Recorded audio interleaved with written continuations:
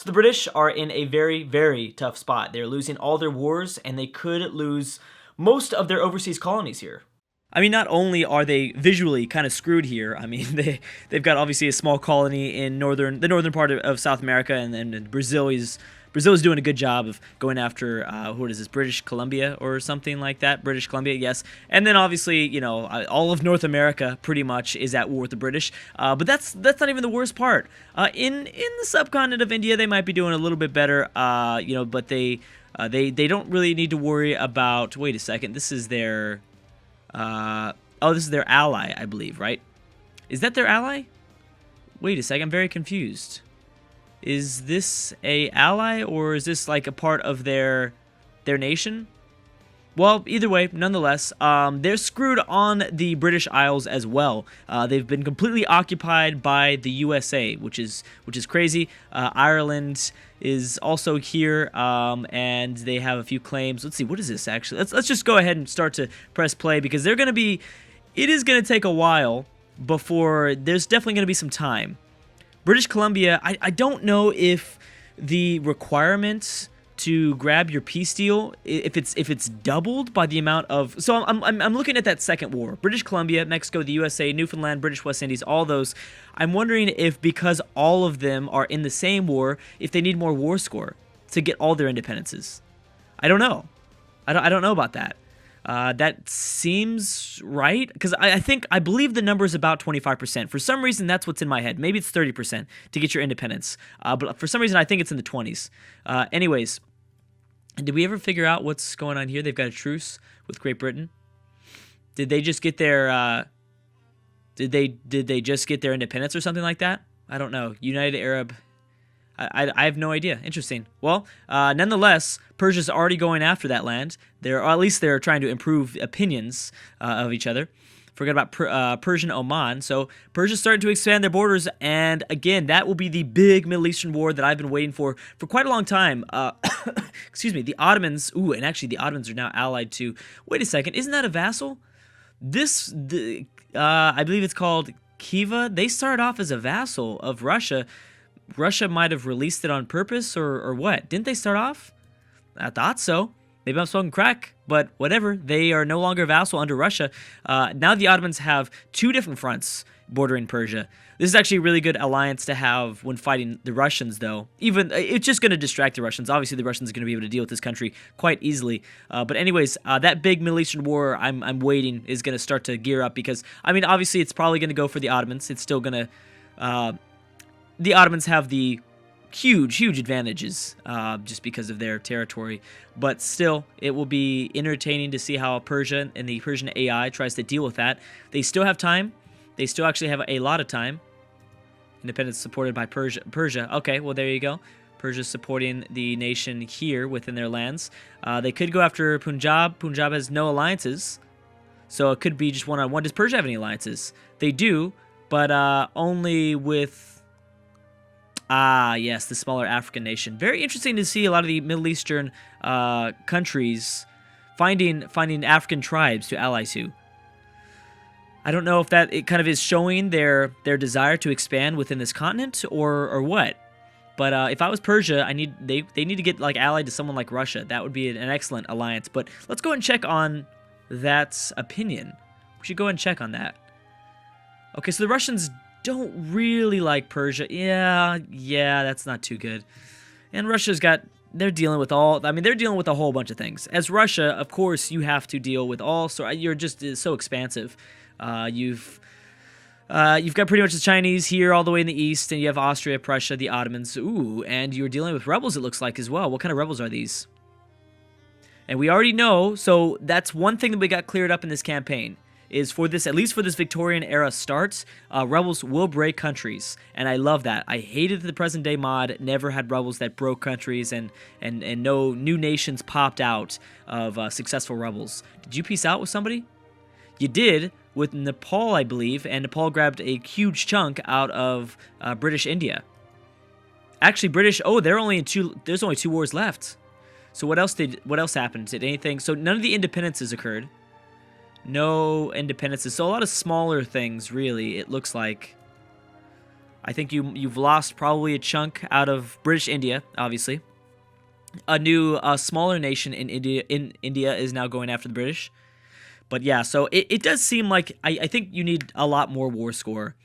I think the colonies need more war score than maybe 25% at the very least. At least that's what it looks like. Which means, so again, if we look at this as a whole, they're going to lose everything except for, I believe, Cape Colony.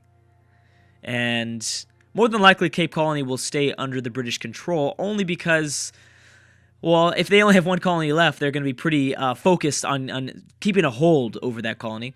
I guess you also need to look at Great Britain here in Indonesia and Southeast Asia.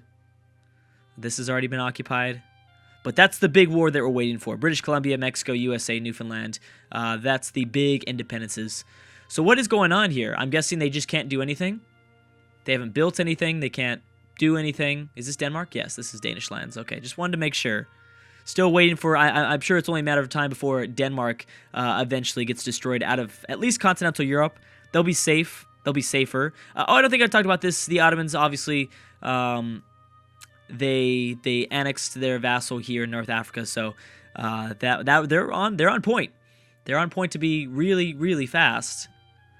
I don't know if there's any sort of window or anything if they're beginning their annexation process of Egypt. I don't know if they can or if they will be able to at least annex Egypt anytime soon. Obviously, Yemen, yes. Allied to Prussia, okay. Just wanted to look at some of that stuff. I don't believe there is any sort of progress bar or anything showing us if the Ottomans have begun the annexation process. Boom, Egypt is continuing to colonize for them. So definitely Egypt will, yeah, they're going to be gaining more and more liberty desire, especially as they colonize Africa with the Europeans that are also trying to grab more regions here.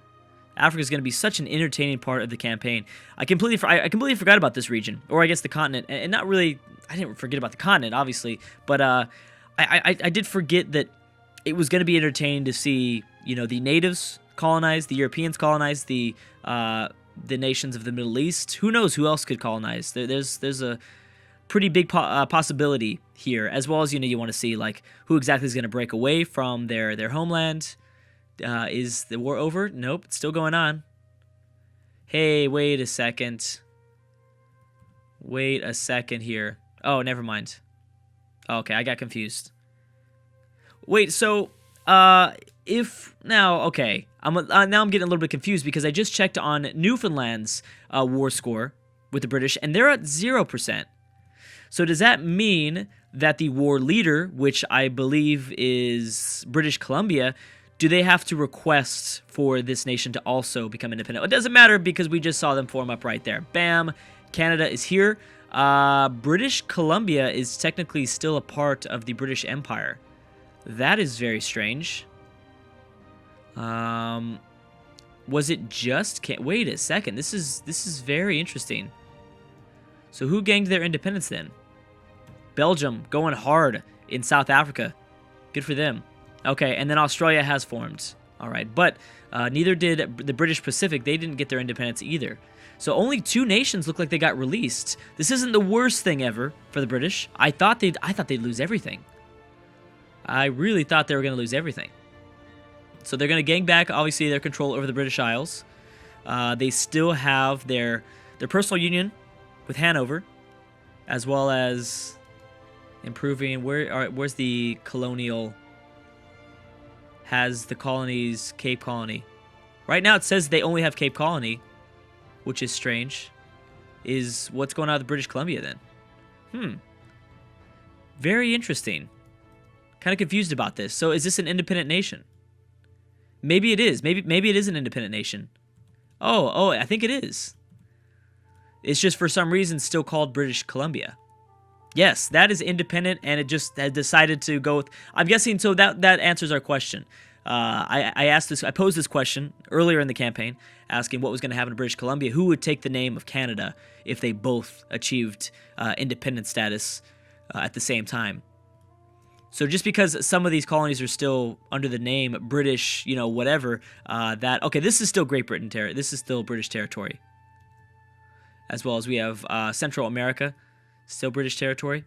So I mean, they did lose some power. I mean, they still have Cape Colony, which I think they're going to hold on to. I believe they're going to hold on to at least. Let's see, independence supported by the USA, revolutionary France, and Spain. Wow. So the Europeans are really, really trying to screw the British now. I guess it's all the amount of control they have. And they might even lose a bit more land in British India, but not by much. I mean, they'll be okay. I mean, obviously they're going to lose some things here. Who is this? Okay, so it's just a smaller Indian country. And then, like we said, I mean, Australia has formed, which makes it extremely likely that... oh, wait, so that also means that the British Pacific is on their own. Yes, they're allied to Australia and British Columbia. Okay, well, there you go. I wonder... So that's interesting. I'm wondering why it didn't form New Zealand. Huh. I figured... I understand British Columbia staying under that name, I guess, but I'm pretty sure that should be New Zealand. But I guess maybe it's not a part of EU4? I don't know. Peru's looking pretty good. Actually, it looks like Peru took away some lands from Bolivia. Yes, they did. Yeah, quite a bit. So we could see another very successful Peru in South America. Anyways, let's go and check on wars as a whole. I was really focused in on that British war for a long time, but I think that was kind of important. This looks like very close to the Canadian flag. Anything too big? I think we saw the Philippines getting their independence. Chile and Norway. Oh, that's an interesting one. British Columbia going after maybe some natives. And we have the USA versus Mali. Now, I noticed this over the break. So the USA is trying to expand their borders in Africa, and they've done a really good job doing it. Remember, I think they started off with about 1 or 2 provinces in Africa. Then they colonized 2 more, and I believe they've been eating away at a lot of the tribes here within this region. Right now, they're after Mali, and they're not doing that well of a job of stopping them. We might see. I don't know. I mean, are they getting support from Timbuktu? Or is this... Yeah, they are. Okay. Well, I think that maybe... Oh, there's a fleet here. I'm sure the Americans are probably going to drop something off. Remember, there is a technology... there's a technology difference between the natives and the westernized nations. Let's go ahead and try to find the... there you go. The technology map mode and put that in there. So there's a very, very big difference. Obviously, they're still sub-Saharan, and... the Americans are Western, so they don't really need that many troops, I think, to stop the natives from maybe fully occupying the American West Africa. American West Africa. Yeah, American West Africa. There you go. Is there any other colonization that's going on between the Europeans? Obviously, Egypt is still doing it. Belgium is doing fantastic. I'm really shocked at how successful they've been so far at colonization. Madagascar are almost in full control over their lands. Is this Revolutionary France or is this USA? I believe this, yeah, Revolutionary France. Okay. Let's go ahead and check, double check on the alliances. Well, actually, hold on. Let me make sure there's no big wars. Aha, there we go. So we have the Spanish colony once again going for their independence. They have the Netherlands on their side. However, Haiti, Brazil, ooh, that's going to be tough. That's still a very, very tough one. British Columbia will probably have some success against the Shoshone, more than likely, since they are westernized. I wonder why Chile and Norway are getting into it. Is Norway colonizing? Did they colonize South? Oh, they did. Oh, very interesting. What is this referred to as? Norwegian what? Norwegian, I'm not sure how you pronounce that term, but I will leave it alone so I don't butcher it and embarrass myself. Okay, so Chile should gain some land, and it's also going to kind of hurt Argentina, because Argentina probably wants some of those provinces as well. All right, so I don't expect too much success from this campaign here, especially being so close to Venezuela and Brazil. Even if Spain doesn't send anything over, which they will, they have a 9.6 stack. They probably won't be too successful. Again, they still need better alliances. I mean, the Netherlands is a start. UPCA is also a pretty good start, but I mean, the Netherlands are not that powerful here. They're very small. I think the Netherlands are very focused on colonization. I don't think that they have time for anything else. Let's double check on these wars, because I didn't check on all of them. Portugal actually not having a very good war at all against Swaziland, -16. They might get pushed out, or maybe not out completely, but they'll probably lose provinces in Africa a little bit. Chile, we already discussed that. Okay. Yes.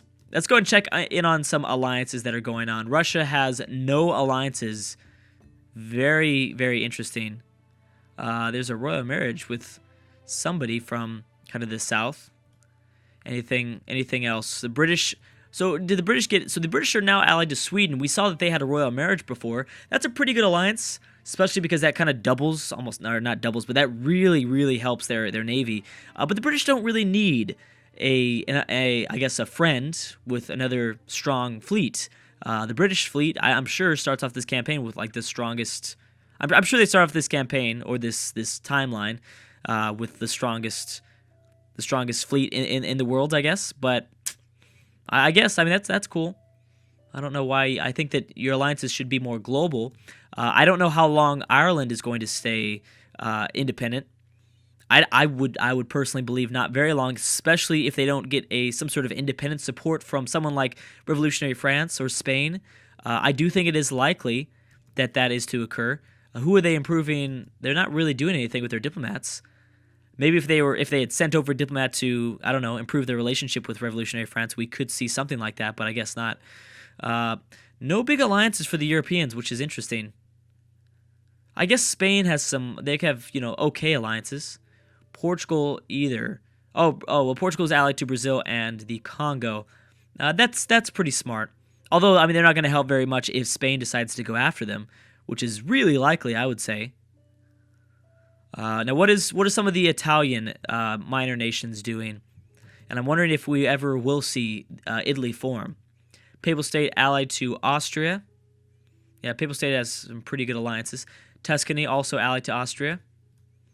So Austria is doing good with their own alliances, and I guess they kind of need this. Now, something that I was looking at over the break is that the Greeks are really screwed so far. They've got no alliances, and I think it's just really a matter of time. Oh, Naples doesn't even like Greece. That's not good. Again, I don't think they're going to last for much longer. They also have some rebels here, some Greek peasant rebels. And that's a 24 stack. They will not be too successful at all if they try to attack, especially across that strait. So they could be in a tough spot. But luckily, the Ottomans... Well, I mean, actually not really luckily. It would be good if the Ottomans were at war, if they were, at war with another nation, if they were just distracted, I guess, to a certain extent. But they're not, which means that the Greeks are somewhat susceptible, maybe, to an attack, especially if these rebels have a large amount of success. Actually, they're going after them right now. Let's go ahead and check. There's no way they win this, especially with 10,000 less men. Although the rebels don't have a leader, they still took... Hey, they didn't take a straight crossing, but because maneuver 3 versus no leader, aha. Well, still, you're going to need to get a lot more troops than just that, Greece, if you want to push back these Greek peasants. But anyways, guys, we have to stop right there. Canada has formed, which is going to make the North American continent really interesting, especially because it looks like the opinion of each other. Oh my gosh, the USA, or Canada hates the USA. The Americans have a little bit less hate, but they still are not liked. But that's going to be very interesting, especially the alliance maybe that could form between Mexico and Canada. But anyways, guys, thank you so much for watching, and I will see you guys next time.